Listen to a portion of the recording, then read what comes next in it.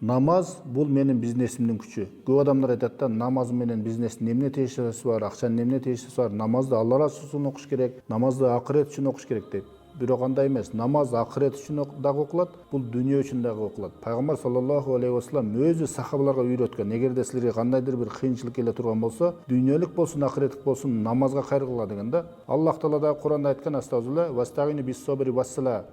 Алланын жардамын намаз менен жана сабыр менен күткүлө деген да. Пайгамбар саллаллаху алейхи вассалам үйрөткөн хажат намазынын дуасы бар.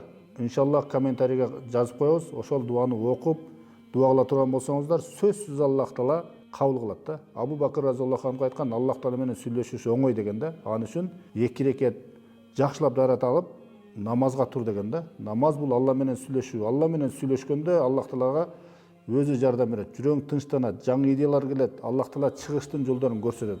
Ошондуктан бизнесиңизди намаз менен кыла турган болсоңуз, толук Алланын жардамы сиз менен болот.